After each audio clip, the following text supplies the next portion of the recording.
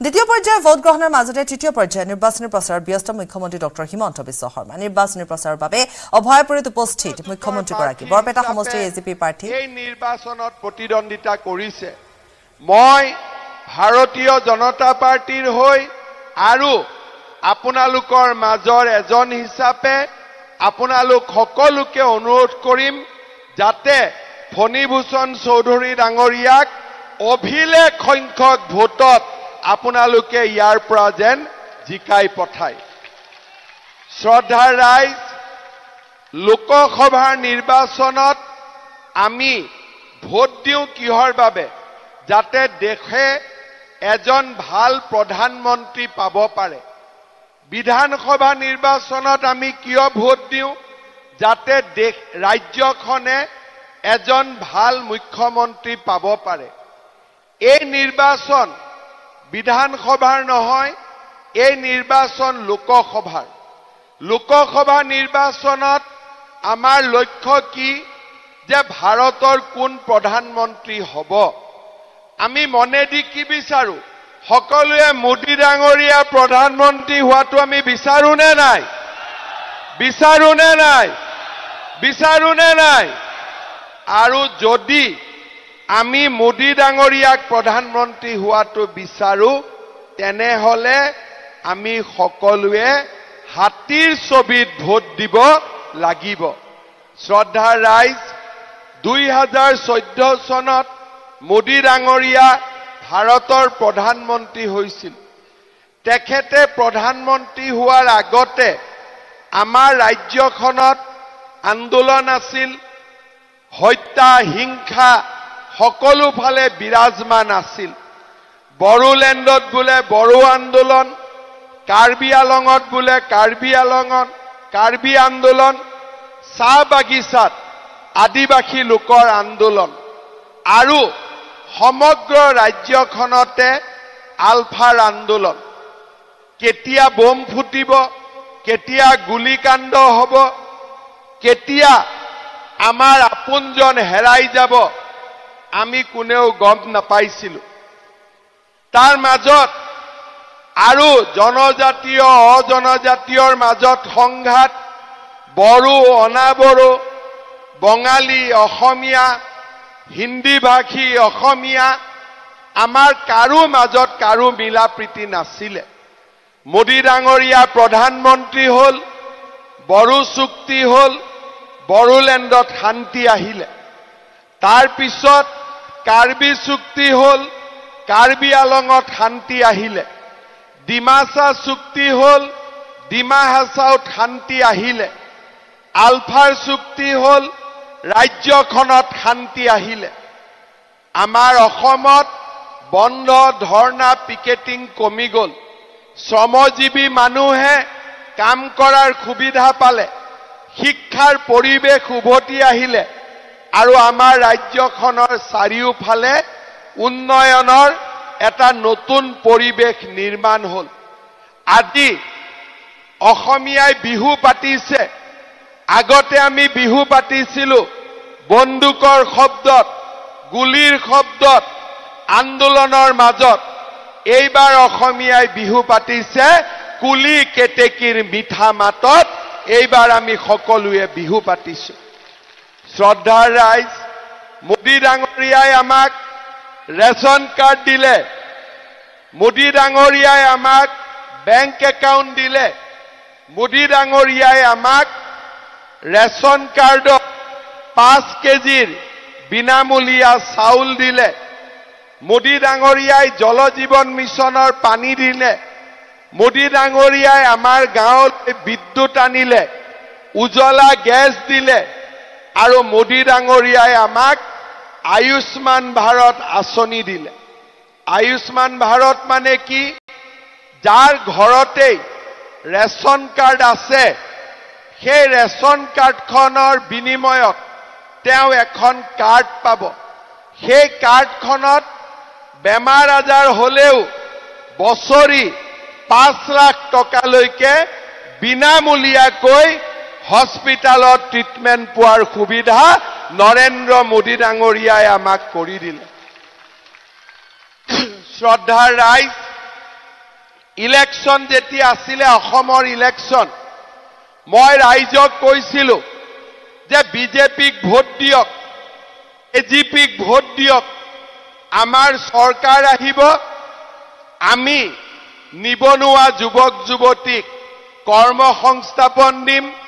চাকৰি দিম ৰাইজে খুদিছিলে কিমান চাকৰি দিব মই কৈছিলো যে আমাৰ চৰকাৰ অহাৰ লগে লগে মই 1 লাখ চৰকাৰী চাকৰি দিম মানুহে ভাবিছিলে টকা দিব লাগিব ঘোষ দিব লাগিব পইচা দিব লাগিব কিন্তু আজি আপোনালোক সকলোৱে জানে যে 3 বছৰত মই 1 লাখ চৰকাৰী চাকৰি দিলো কোনো দালালে এটা টকাও খাব পৰা নাই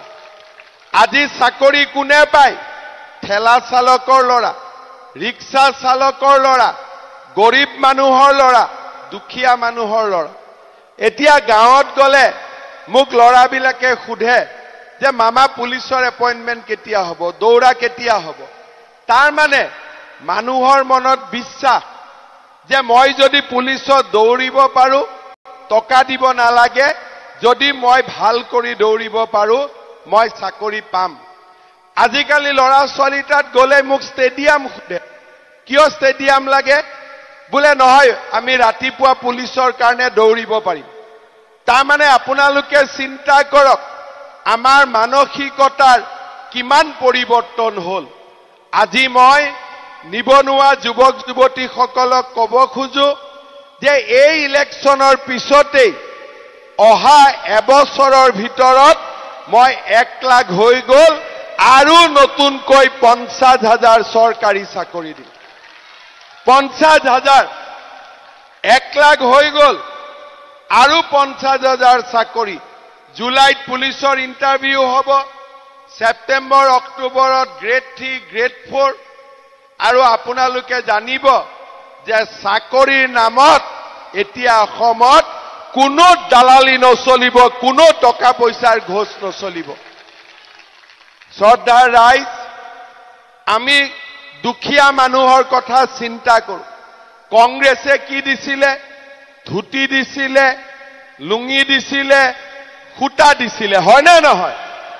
ধুতি লুঙি আৰু খুটা দি গৰীবৰ কিবা লাভ হয় নেকি আমি কি কৰিলো অৰুণোদয় মানে কি বুলে বেংকৰ একাউণ্টত 830 টকা ডাইৰেক্টলি সোমাব কংগ্ৰেছৰ খং উঠিলে ঠিকাদাৰ বিলাকৰ খং যে ধুতি দিয়ক লুঙি দিয়ক টকা ডাইৰেক্ট দিলে আমি কি পাম অৰ্থাৎ আমাৰ যদি চৰকাৰে 1 টকা পঠায় ইয়াতে ঘৰিয়াল বহুত থাকে যিমান পাৰে 1 টকাটো খাব খুজি থাকে এতিয়া মোদীয়ে কি কৰিলে ডাইৰেক্টলি বেংকৰ একাউণ্টত টকা কোনেও খাব নোৱাৰে তথাপিতো আজিকালি কৰবা এটিএমৰ নাম তাম লৈ অলপ কৰিব খুজে হেবিলাক মই চকু ৰাখি থাকো যি নহক এই 830 টকা এতিয়া 1250 হল বহুত মানুহে পালে কিন্তু বহুত মানুহে এতিয়া অৰুণোদয় পোৱা নাই হয় নে নহয় কোনে কোনে অৰুণোদয় পোৱা নাই হাত দাঙকচোন আচ্ছা ৰব হাতটো নামাই দিলে মই কেনেকৈ দেখা পাম আচ্ছা লৰাবিলাকেও হাত দাঙিছে নেকি লৰাই হাতখিনি নামাই দিয়ক আচ্ছা ঠিক আছে অৰুণোদয় কোনে কোনে পাই আছে হাত দাঙক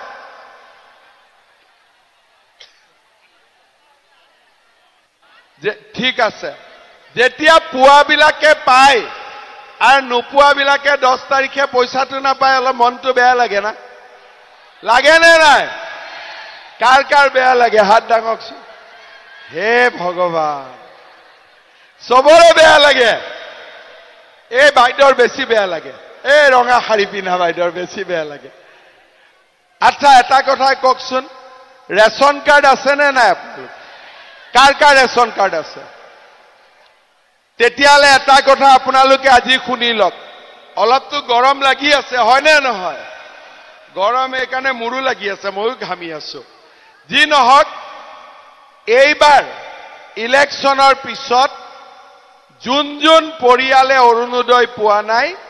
ৰেচন কাৰ্ডখন থাকিলেই মই সকলোৰে ঘৰত অৰুণোদয় আঁচনি দি দিম হ'ব হ'ব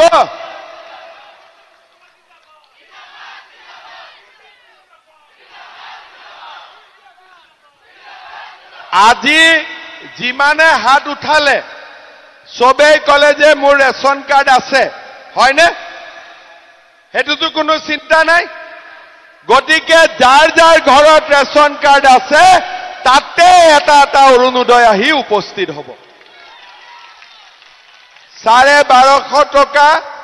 মাহৰ 10 তাৰিখে মই কিন্তু লুঙি ধুতি দিব নোৱাৰো দেই হেগলা মই কৰিব নোৱাৰো ঠিক আছে এইবিলাক কংগ্ৰেছৰ কাম যাৰ ৰেচন কাৰ্ড নাই তাক ৰেচন কাৰ্ড দি দিম হ'ব কাৰ কাৰ ৰেচন কাৰ্ড নাই হাত ডাঙক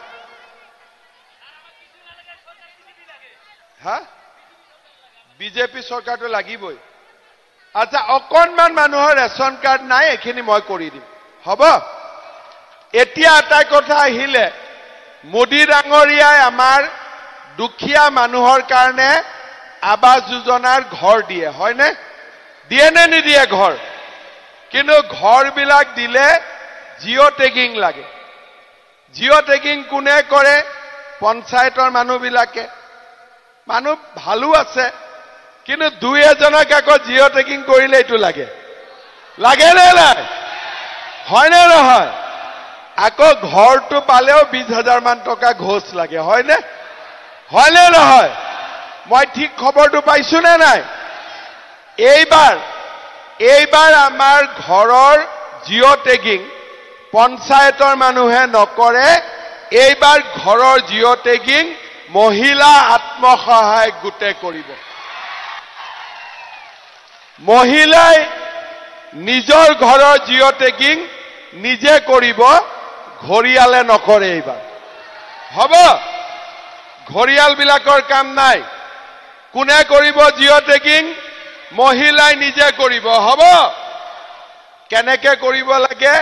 আমাৰ ট্ৰেনিং প্ৰগ্ৰাম হ'ব আমি আপোনালোকক শিকাই দিম ঝামেলা শেষ হৈ গ'ল কাৰ কাৰ লাখপতি বাইদেউ হ'ব ইচ্ছা আছে হাত ডাঙৰ কাকো নহলে মই কেনেকে দেখা পাম হে ভগৱান সবে ফৰ্ম ফিল আপ কৰিলে সঁচাই এই লৰাই কৰিব পৰা নাই সকলোৱে কৰিলে এতিয়া লাগে নে নাই লাখপতি বাইদেউৰ টকাটো লাগে নে নাই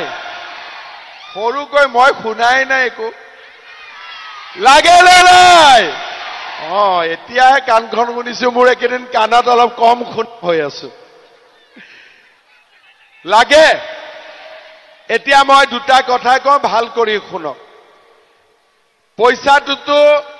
2 এদিনৰ ভিতৰতে আহি যাব মই আপোনালোকক কৈ দিম যে অমুক তাৰিখে টকাটো আহিব আপোনালোকে ফটোটো উঠিলে নহয় সব ফটোটো হৈ গ'ল এতিয়া আপোনালোকৰ কোনবা এদিন বেংকত টকাটো পুতুং কৰি আহি সোমাই যাব ঠিক আছে এতিয়া টকাটো সোমোৱাৰ পিছত গিৰিয়াক বিলাকক টকাটো কোনে কোনে দি দিব হাত ডাঙক কোনে দিব নিদিয়ে আৰু গিৰিয়াকে যদি বিজেপিক ভোট নিদিয়ে গিৰিয়াকে যদি এজিপিক ভোট নিদিয়ে দিব গিৰিয়াক বিলাকে ঘৈণীয়েকৰ কথা শুনে এনে শুনে আকৌ আমাৰ তহঁতি কৈ কোম্বাই কৈ ঘৰত কাজিয়া কৰি দিও নহয় তেতিয়া গণ্ডগোল হৈ যায় হয়নে সেইকাৰণে মই এটা বুদ্ধি দিওঁ টকাটো দিয়াৰ আগতে মই খবৰ দি দিম যে অমুক তাৰিখে টকাটো সোমাব 7 দিন আগৰ পৰা ঘৰত কাজিয়া বন হ'ব আৰু সেই কেদিন আমাৰ গিৰিয়াকসকলক মানে মুকু গৰম ভাত খুৱাই ৰাখিব লাগিব হ'ব তেতিয়া টকাটো নুখুজে টকাটো কিয় দিব নালাগে এই টকাটো প্ৰথম আমি লাখপতি বাইদেউৰ কাৰণে প্ৰথম আমাৰ আঁচনি হল 10,000 টকা এই 10,000 টকা যেতিয়া আমি ভাল কৰি ব্যৱহাৰ কৰিম তেতিয়া কোনোবাই বিহুৱান বনালে কোনোবাই আৰণাই বনালে কোনোবাই পিঠা পনা কোনোবাই গিৰিয়েকৰ দোকানত লগাই দিলে কোনোবাই খেতি বাতিত লগালে 10,000 টকা হৈ যোৱাৰ পিছতেই মই আপোনালোকক খবৰ লম যে টকাটো ভাল কৰি ব্যৱহাৰ কৰিলে নাই যোনে যোনে টকাটো ভাল কৰি ব্যৱহাৰ কৰে তেওঁলোকক পিছত মই আৰু 25,000 টকা বেংকৰ একাউণ্টত সোমাই দিম 10,000 টো হল আৰম্ভণি কিন্তু 10,000 টোৰ লগত আপোনালোকে আৰু 25,000 টকা পাব আৰু গিৰিয়েকসকলে যদি কিবা ব্যৱসায় কৰিছে টকাটো তাতো দিব পাৰে কোনো আপত্তি নাই মুঠতে ঘৰখনৰ উপাৰ্জনটো বাঢ়িব লাগে হ'ব ইয়াৰ পিছত মই আপোনালোকক দুটা আঁচনিৰ কথা কম আঁচনি দুটা আপোনালোকে ভাল কৰি শুনিব আৰু সেইমতে আপোনালোকে কাম কৰিব প্ৰথম হল মেট্ৰিকৰ ৰিজাল্ট দিলে নে নাই দিলে মেট্ৰিকত এইবাৰ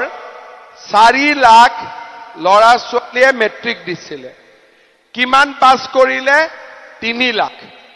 আকৌ হায়াৰ সেকেন্ডাৰী ৰিজাল্ট দিব তাতো লৰা ছোৱালী পাস কৰিব কিন্তু যিমান লৰা ছোৱালী পৰীক্ষাত পাস কৰে সিমান লৰা ছোৱালী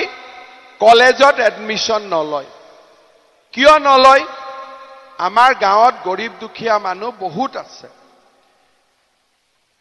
এডমিশন লয় লাগে 15,000 আহা যোৱা সাইকেল এখন খৰচ আৰু কিতাপ কিনাৰো খৰচ আছে সেইকাৰণে বহুত ছোৱালী লৰা কলেজত এডমিশন নলয় কিন্তু আজিকালি চৰকাৰী চাকৰি ওলাইছে অসমত উদ্যোগ আহিছে আৰু নতুন নতুন অসমত উদ্যোগ আহিব আমি যি ধৰণে কাম কৰি আছো আমাক শিক্ষিত লৰা ছোৱালী লাগিব আৰু সেই কাৰণে এইবাৰ আমি সকলো মাক বাপেকে আমাৰ লৰা ছোৱালীক আমি কলেজত এডমিশন দিব লাগিব পইচা কৰ পৰা পাম লৰা আৰু ছোৱালী দুইটাকে এইবাৰ আমি কলেজত বিনামূলীয়াকৈ এডমিশন দিম এক পইচাও আমি নলওঁ এইটো হল 1 নম্বৰ কথা 2 নম্বৰ কথা যেতিয়া ছোৱালীজনীয়ে কলেজত এডমিশন লব এডমিশন লওঁতে তাইৰ আমি বেংক একাউণ্ট নম্বৰ লৈ লম আৰু পঢ়া শুনাৰ খৰচ হিচাপে ছোৱালীজনীৰ বেংক একাউণ্টত আমি 10,000 টকা সোমাই দিম ইহঁতে বিৰাট ভাল পাইছে এক বছৰ নহয় ফাৰ্ষ্ট ইয়াৰত 10,000 সেকেন্ড ইয়াৰত 10,000 ডিগ্ৰী কাৰে কি কৰিছে যে গৰীব দুখীয়া মানুহৰ কাৰণে পৰিয়ালৰ প্ৰত্যেকজন মুৰব্বীক চৰকাৰী খৰচত আমি এটা বীমা কৰাই দিম আমাৰ খৰচত প্ৰিমিয়াম কোনে দিব প্ৰিমিয়াম দিব চৰকাৰ প্ৰিমিয়াম আপোনালোকে দিব নালাগে আমি এটা স্বাস্থ্য বীমা কৰি দিম আৰু এটা জীৱন বীমা কৰি দিম যদি ভগৱানে নকৰক পৰিয়ালৰ মূল মানুহজনৰ যদি মৃত্যু হয় তেতিয়া হলে এই চৰকাৰে কৰা বীমাৰ পৰা পৰিয়ালটোৱে কেই লাখ মান টকা ডাইৰেক্টলি লাভ কৰিব আপোনালোকে চিন্তা কৰক মোদীজীয়ে বিনা পইচাত চাউল দিলে বেমাৰ হলে আয়ুষ্মান ভাৰতৰ কাৰ্ড দিলে মৃত্যু হলে চৰকাৰে বিনামূলীয়াকৈ বীমা দিলে অৰুণোদয় আঁচনি দিলে লাখপতি বাইদেউ আনিলে লৰা ছোৱালীৰ পঢ়াৰ দায়িত্ব ললে আজি আমাৰ চৰকাৰখনে অসমৰ ৰাইজৰ কাৰণে যিমান কৰিব পাৰো আজি আমি সিমান কাম হাতত লৈছো জিলাই জিলাই বিশ্ববিদ্যালয় জিলাই জিলাই মহাবিদ্যালয় ৰাস্তা স্কুল কলেজ আজি যিমান কাম হ'ব পাৰে আমি অসমৰ মানুহৰ কাৰণে এক ফালৰ পৰা কৰি গৈ আছো মোদী ডাঙৰীয়াই আমাক সহায় কৰিছে মোদী ডাঙৰীয়াই আমাক আশীৰ্বাদ কৰিছে আৰু মোদী ডাঙৰীয়াৰ আশীৰ্বাদত আমি অসমখন আজি আগুৱাই লৈ যাবৰ বাবে সফল হৈছো আপোনালোক যেতিয়া আমাক ভোট দিব লোকসভাত যেতিয়া আমি জয়লাভ কৰিম আমাৰ শক্তি আৰু বাঢ়িব আমি আৰু আগুৱাই যাব পাৰিম আপোনালোকৰ ভোটবিলাক আমাৰ কাৰণে আশীৰ্বাদ মোৰ কাৰণে আপোনালোকৰ ভোটবিলাক আশীৰ্বাদ এই ভোটবিলাক পালে আমি ৰাইজৰ হৈ আৰু কাম কৰি গৈ থাকিব পাৰিম অসমখনক আগুৱাই লৈ গৈ থাকিব পাৰিম আজি অভয়াপুৰী ৰাইজে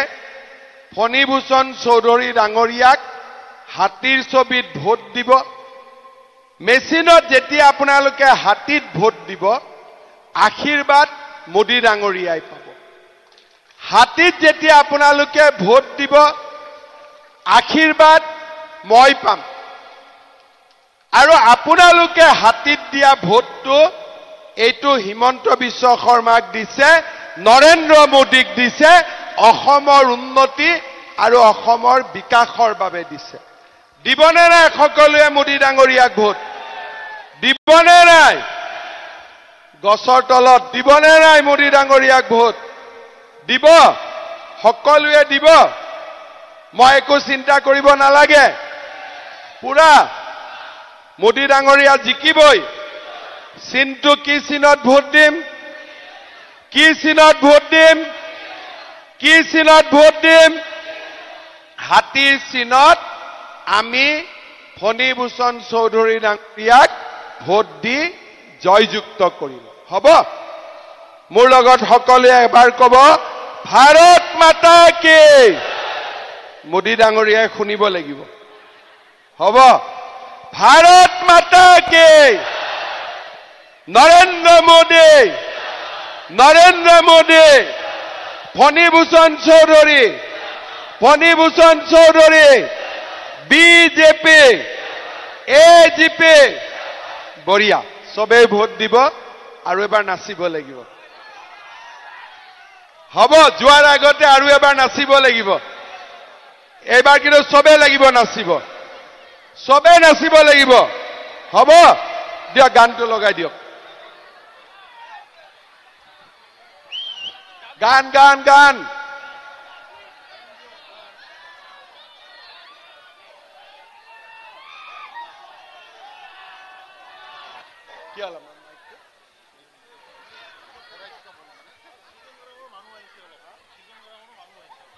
আমাৰ ইয়াতে আজি সৃজন গামৰো ৰাইজ আহিছে সৃজন গামৰ ৰাইজে ধুবুৰীত ভোট দিব লাগিব